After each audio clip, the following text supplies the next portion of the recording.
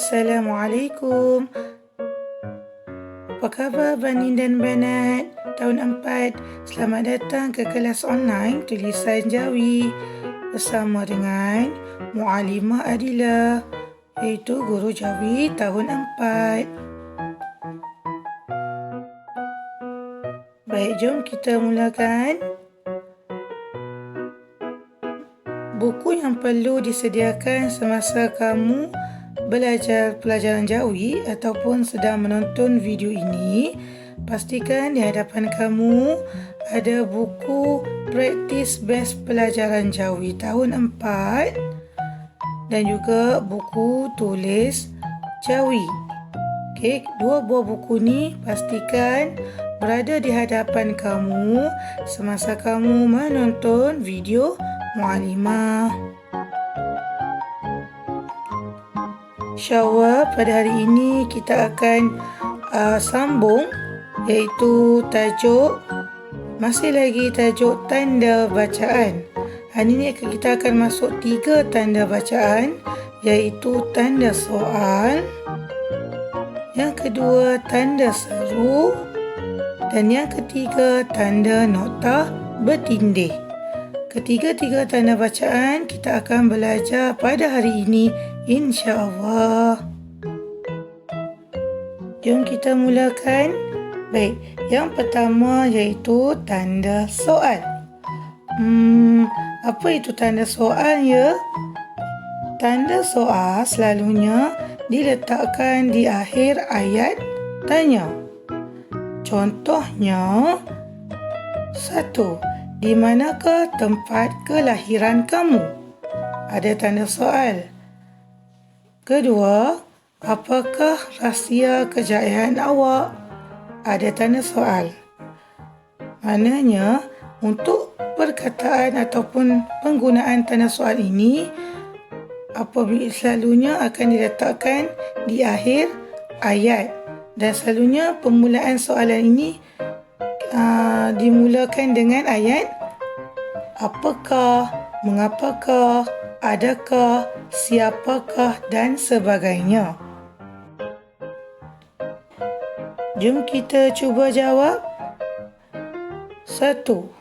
Jom kita lihat manakah ayat yang betul dan ayat yang salah berdasarkan tanda soal. 1. Mari kita bermain bola. Adakah ini ayat soal? Jawapannya salah. Ini bukanlah ayat soal. Ini untuk tanda nokta. Yang kedua, boleh saya pinjam buku awak? Adakah ini penggunaan tanda nokta? Salah. Ini ialah untuk ayat tanda soal. Bolehkah saya pinjam buku awak? Okey.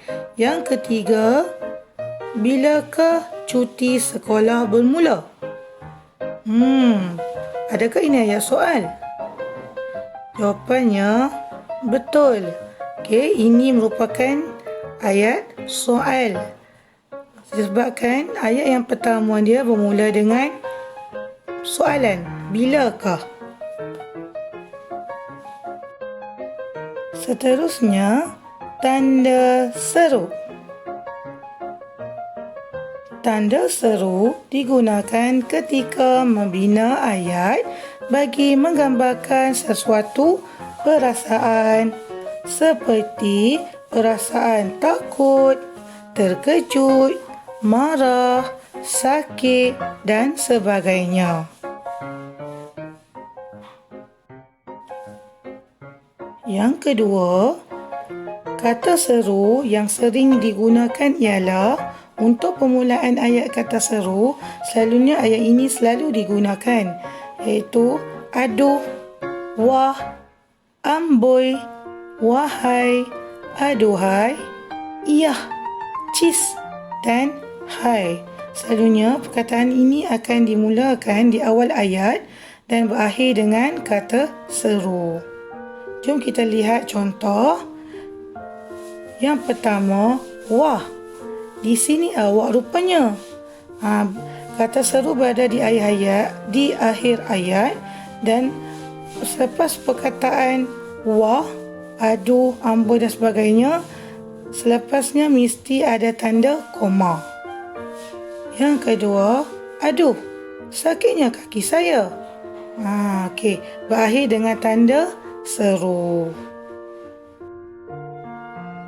Tanda bacaan yang ketiga ialah tanda nokta bertindih. Tanda nokta bertindih selalunya digunakan untuk menambah keterangan atau menulis dialog.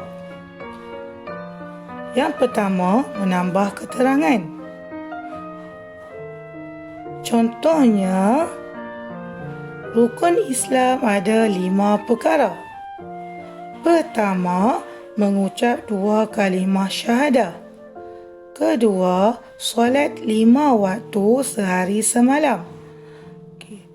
Perkataan untuk tanda nokta bertindih selalunya digunakan untuk ayat keterangan, seperti contoh yang muallimah sediakan. Muallimah tunjukkan.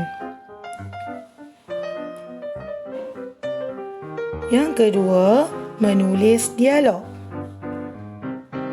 Contohnya, Rahman, Assalamualaikum. Rahim, Waalaikumsalam. Ini selalunya digunakan untuk menulis dialog. Alhamdulillah, selesai sudah pembelajaran kita. Hari ini kita dah belajar 3 tanda bacaan, iaitu tanda soal, tanda seru dan juga tanda nokta bertindih. Untuk kita lebih faham lagi tentang berkaitan dengan tanda bacaan, jom kita siapkan latihan dalam buku aktiviti muka surat 14, 15 dan 16. Terima kasih Bani dan Banat kerana setia menonton video Muallimah. Semoga berjumpa lagi. Assalamualaikum warahmatullahi wabarakatuh.